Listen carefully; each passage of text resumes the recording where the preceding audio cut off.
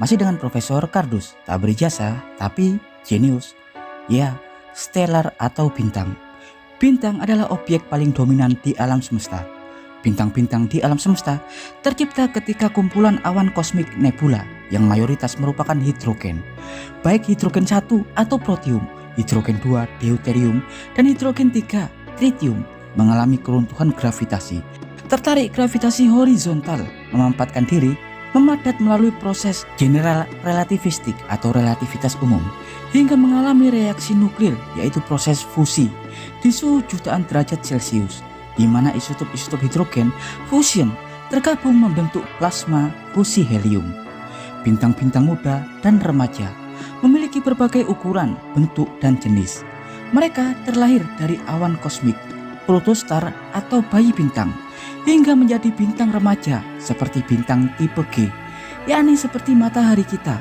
Dan di alam semesta ini ada berbagai ukuran bintang yang masanya bahkan bisa ribuan kali lebih besar daripada massa matahari kita. Berbagai jenis bintang yang berwarna putih pucat, biru muda atau hijau muda umumnya memiliki suhu super sangat panas, jauh lebih panas daripada bintang kuning, dan mereka akan terus menyala sebelum bahan bakar hidrogen untuk fusi bintangnya habis. Saat bahan bakar benar-benar habis, bintang-bintang akan segera mati.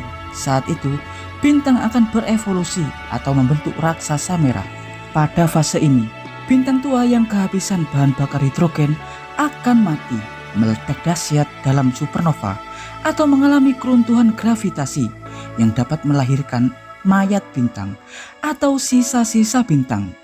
Bintang eksotis yang sangat menakjubkan, seperti katai putih, bintang neutron, atau bahkan yang lebih dahsyat, yaitu lubang hitam.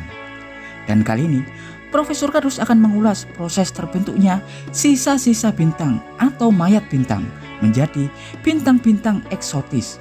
Tapi sebelum Profesor Kardus mengulasnya, jangan lupa like dan subscribe, dan tekan tombol lonceng channel Profesor Kardus. Tak berijazah, tapi jenius, untuk mendapatkan informasi dan notifikasi-notifikasi terbaru dari sudut-sudut bumi dan sudut-sudut alam semesta lainnya.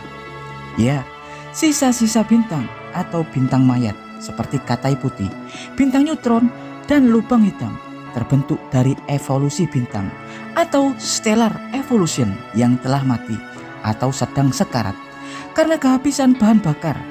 Bintang-bintang remaja berbagai ukuran dan warna akan mati pada waktunya ketika bahan bakarnya habis dan reaksi fusinya terhenti. Proses evolusi atau terbentuknya mayat bintang tergantung dari massa matahari. Jika massa matahari yang mendekati ajal sangat besar, puluhan atau ratusan kali lebih besar daripada matahari kita, matahari atau bintang tersebut bisa saja membentuk bintang spektakuler seperti bintang neutron atau bahkan lubang hitam. Contoh seperti matahari kita. Jika suatu saat matahari kita mendekati ajalnya ketika reaksi fusinya terhenti, matahari kita tak akan bisa meledak dalam supernova dan kemudian membentuk bintang neutron atau lubang hitam. Hal itu karena massa matahari kita sangatlah kecil. Matahari kita dikatakan wajib memiliki massa 25 hingga 30 kali lebih besar agar dapat meledak dalam supernova hingga membentuk bintang neutron. Tapi meski tak dapat berevolusi menjadi bintang neutron, matahari kita diketahui masih dapat berubah menjadi white dwarf atau katai putih. Ya, asal Anda tahu, setiap bintang yang mengalami fusi akan memadukan unsur-unsur bermassa tinggi pada intinya, seperti hidrogen yang akan melebur menjadi helium, kemudian menjadi karbon, lalu neon, hingga menjadi inti besi atau nikel. Saat menjadi inti besi atau nikel, disitulah reaksi fusi benar-benar berhenti. Karena proses fusi menghasilkan besi menghabiskan lebih banyak energi. Tapi diketahui, tidak semua bintang dapat menghasilkan besi dalam reaksi fusinya. Contoh matahari kita. Matahari kita tidak akan sampai pada fase penciptaan besi pada reaksi fusinya di inti bintang karena massanya sangat kecil. Saat matahari kita membentuk raksasa merah, di mana hampir semua hidrogen telah melebur menjadi helium, karbon, dan neon. Saat itu, intinya akan mengalami degenerasi elektron dalam prinsip eksklusi Pauli. Saat reaksi fusi terhenti pada bintang dengan massa rendah, atom-atom akan tertarik gravitasi dan kemudian terdegenerasi atau mengalami penurunan dan keruntuhan struktur menjadi keadaan yang lebih padat. Hal itu akan memaksa elektron saling berhimpitan.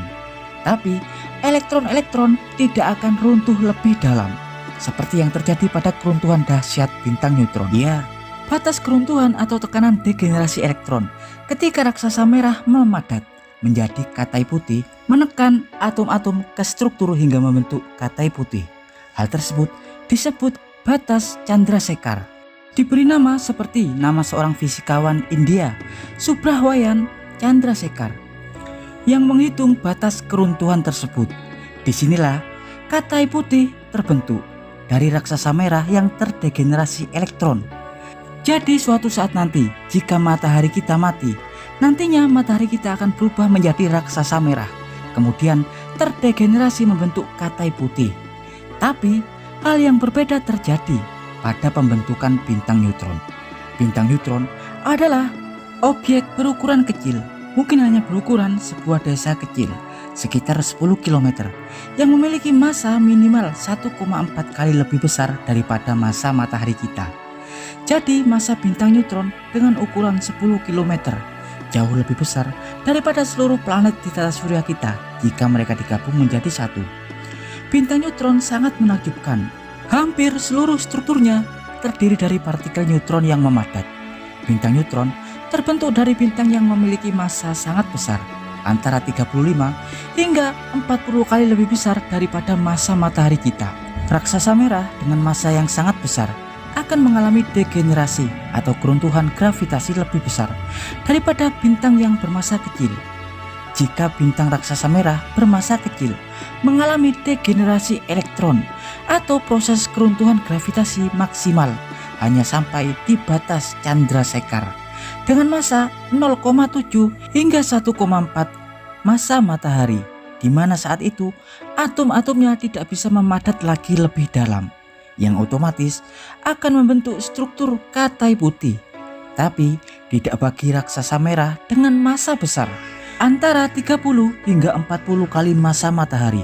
Raksasa merah masif akan mengalami keruntuhan gravitasi lebih jauh, di mana atom-atomnya akan mengalami keruntuhan dan tertarik gravitasi lebih kuat sampai melewati batas Chandrasekhar, hingga cangkang-cangkang elektron di luar inti atom benar-benar pecah, runtuh, jatuh ke dalam inti atom. Ya, seperti yang kita tahu, inti atom terdiri dari proton dan neutron.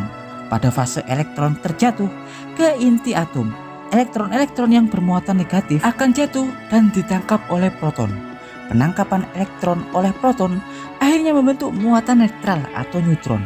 Pada fase super sangat padat inilah keruntuhan inti bintang benar-benar hanya terdiri dari partikel neutron yang saling berhimpitan. Unsur-unsur padat yang awalnya besi Fe dan nikel Ni atau Fe mengalami keruntuhan gravitasi hingga atom-atomnya benar-benar runtuh menjadi struktur neutron. Bintang neutron benar-benar terdiri dari partikel neutron sempurna, di mana materinya biasa disebut dengan neutronium. Pada fase pemampatan, di mana elektron-elektron jatuh tiba-tiba ke dasar inti atom. Hal itulah yang menghasilkan peledakan massa elektron yang memantul dari inti neutron, hingga menghasilkan ledakan dahsyat yang disebut supernova. Setelah supernova mereda, maka akan tersisa inti bintang yang benar-benar hanya terdiri dari neutronium atau susunan partikel neutron. Karena partikel neutron merupakan partikel dengan massa terbesar daripada proton dan elektron, membuat struktur dan massa bintang neutron sangat padat dan bermassa super sangat besar. Ya, titik degenerasi atau keruntuhan gravitasi maksimal bintang neutron disebut batas Tolman-Oppenheimer-Volkoff. Diambil dari tiga nama fisikawan, yakni R.C. Tolman, Robert Oppenheimer, dan George Volkoff pada tahun 1939. Batas Tolman-Oppenheimer-Volkoff adalah limit terendah bintang neutron mengalami keruntuhan gravitasi. Melewati limit ini, bintang neutron bisa berubah menjadi bintang quark, bahkan bintang Planck atau lubang hitam. Umumnya, bintang neutron berukuran 10 km memiliki massa 2 kali 1 hingga 4 kali masa matahari. Jadi sebagai gambaran, jika batas Chandrasekhar merupakan batas keruntuhan Katai Putih sebelum lebih memadat menjadi bintang neutron, maka batas Tolman-Oppenheimer-Volkoff adalah batas keruntuhan bintang neutron sebelum lebih memadat lagi hingga membentuk bintang Planck atau lubang hitam ke titik di mana singularitas gravitasi terjadi. Dan yang terakhir adalah lubang hitam. Lubang hitam dapat terbentuk dari keruntuhan bintang neutron atau tabrakan dua bintang neutron. Pada tahapan stellar evolution, lubang hitam dapat terbentuk jika sebuah bintang neutron memiliki massa melebihi 5 kali massa matahari. Kurang dari itu, bintang neutron tak akan bisa mendapatkan keruntuhan lebih lanjut. Tapi, jika massa bintang neutron sebesar 5 atau 10 kali massa matahari, besar potensi bintang neutron untuk mengalami keruntuhan gravitasi yang lebih dalam, hingga melewati batas Tolman-Oppenheimer-Volkoff. Ketika materi sudah melewati batas TOF, sangat sulit untuk menggambarkan apa yang terjadi pada saat itu, karena proses tersebut akan memasuki fase kuantum, di mana material atau partikel neutron dapat lebih memampatkan diri hingga terdegenerasi menjadi partikel yang lebih fundamental seperti partikel quark. Dan jika keruntuhan terus berlanjut, maka quark tersebut dapat memadat membentuk singularitas ke struktur yang disebut bintang Planck. Dalam skala Planck yang dihipotesakan, bintang Planck adalah struktur hasil pemadatan bintang paling rendah dengan ukuran 1 triliun kali lebih kecil daripada partikel proton, yakni sekitar 1,6 kali 10 pangkat minus 35, dengan massa hingga 3 miliar kali lebih besar daripada massa matahari. Coba Anda bayangkan betapa menakjubkannya bintang Planck, yakni bintang yang memiliki ukuran sekitar 1 triliun kali lebih kecil daripada partikel proton, tapi memiliki massa 3 miliar kali lebih besar daripada massa matahari. Meski berukuran super mikro, bintang Planck memiliki massa super sangat besar yang dapat merusak ruang waktu di sekitarnya hingga benar-benar terperosok ke dalam ruang waktu hingga membentuk arus atau lubang gravitasi yang sangat kuat yang umum kita sebut sebagai lubang hitam, di mana gravitasi super dahsyat lubang hitam dapat menarik benda apa saja, termasuk cahaya itu sendiri. Semakin banyak benda yang terhisap oleh lubang hitam, maka semakin besar massa lubang hitam. Kondisi bintang Planck dalam lubang hitam disebut singularitas, di mana di sana waktu tak berlaku. Dahsyatnya gravitasi membuat segala ketentuan dan hukum-hukum fisika tak bisa diterapkan. Keadaan singularitas benar-benar di luar jangkauan dan di luar nalar manusia, penuh kemustahilan dan keganjilan karena hukum-hukum fisika tak berlaku di sana. Ya, dan berikut adalah informasi singkat dari Profesor Kardus tentang proses terciptanya Katai Putih, bintang neutron, dan lubang hitam. Profesor Kardus bersama Robert Oppenheimer mengabarkan.